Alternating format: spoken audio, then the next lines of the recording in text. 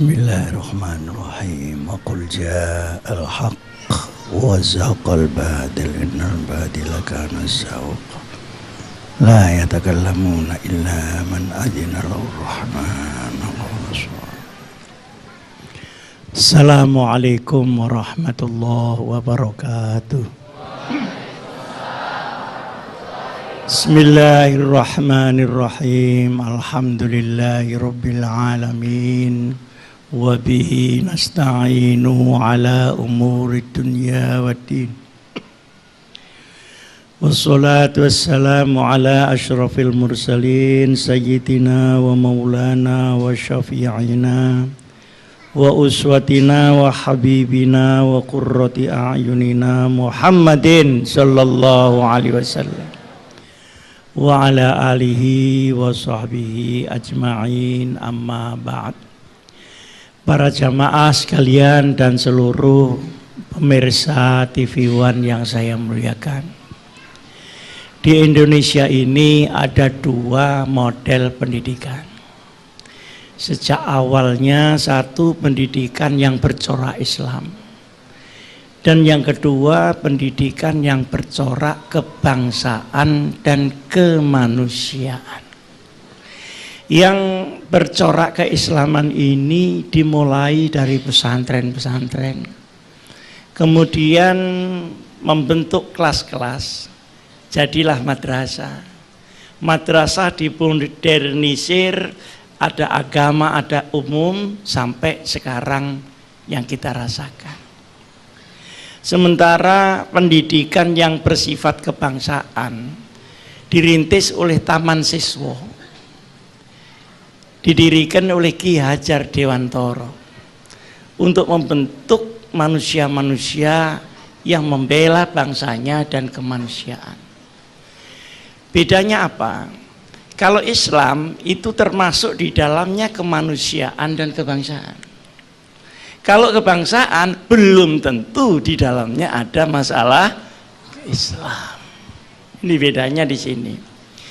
Nah, dua model pendidikan inilah yang kemudian melahirkan tokoh-tokoh ulama, sekaligus pejuang, sekaligus pembela bangsanya, tokoh-tokoh nasional. Ini dari dua model ini. Tapi aneh, sekarang ini kok melahirkan tawuran di mana-mana. Geger, berkelahi, sekolahnya sudah mahal. Dan alhamdulillah kalau sudah lulus nganggur secara berjamaah. Nah. Tapi karena berjamaah, jadi tidak sedih-sedih banget, karena sedihnya berjamaah. Udah bayarnya mahal, ya apa enggak Bu? Udah bayarnya mahal, anak juga enggak nurut sama orang tua, suka bantah, tawuran antar sekolah. Loh, mana tokoh yang dihasilkan? Mana pemimpin yang dihasilkan? Ini semua disebabkan karena kita meninggalkan tuntunan Allah di dalam urutan pendidikan sesuai dengan syariat Nabi besar Muhammad sallallahu alaihi wasallam. Landasan pertama pendidikan itu adalah iman dan takwa. Ini pertama kali landasannya sebelum dia berangkat.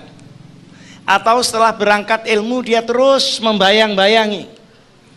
Iman dan takwa ini kalau di Quran namanya khasyatullah.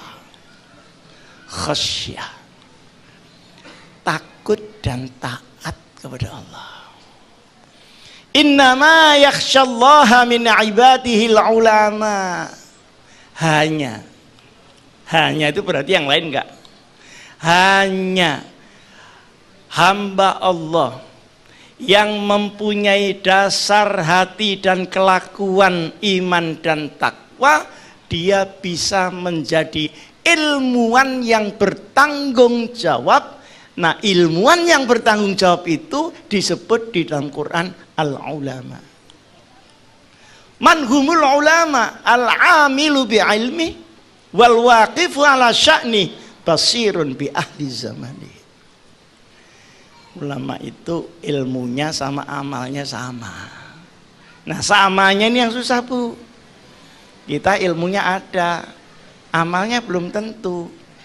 Ngerti sehari sholat 5 kali, tapi banyak yang 5 hari sekali. Yang ketawa ini mesti pengalaman. Berarti kan tidak sama. Nah, yang membuat sama itu bukan kelas, bukan kitab, tapi khasyatullah itu tadi. Karena orang punya rasa takut dan taat, lalu kehadiran apapun dia akan bertanggung jawab terhadap apa saja yang diberikan Allah kepadanya. Tidak hanya ilmu, ya ilmu. Dia tanggung jawab kepada ilmunya. Ya kalau diberi rezeki, tanggung jawab kepada rezekinya, baik kepada umat maupun kepada Allah. Kalau diberi pangkat, kalau diberi kesempatan, kalau diberi apa saja, dia bertanggung jawab karena ada khasyatullah. Apakah ada orang berilmu tidak bertanggung jawab? Banyak sekarang. Sarjana hukum jadi orang hukuman. Ada apa enggak? Ahli ekonomi tukang merusak ekonomi. Ada. Ahli kehutanan yang menghabiskan hutan, sekalipun dia bukan orang hutan, malah orang hutannya yang melestarikan hutan. Ahli politik yang mengacaukan keadaan negara, ada apa tidak? Ada. Ahli budaya yang merusak budaya itu sendiri, tabarrujul jahiliyatil ula, banyak. Kenapa? Karena al-ilmu syai'un wa mas'uliyatul ilmi syai'un akhar. Ilmu adalah sesuatu, tapi pertanggungjawabannya ini bukan ikut bunyinya ilmu, tapi ikut khasyatullah. Pada saat hati ini kosong, maka yang mengambil alih ilmu itu bukan hidayah Allah, tetapi hati yang kosong itu. Artinya dia punya ilmu banyak, tapi kurang bermanfaat. Dia dokter, tapi ya dokternya sendiri. Kalau hebat di kelas, kalau pulang dimarahi istrinya itu bodoh mendadak. Nah, nanti kita akan beri contoh ilmu yang berbahaya bukan karena ilmunya, tapi karena rusaknya khasyatullah itu tadi. Ilmu ini tidak peduli ilmu itu umum atau agama. Kalaupun dia ilmunya cuma ilmu teknik bisa membuat jembatan, tapi jembatan yang tidak ambrolan seperti sekarang.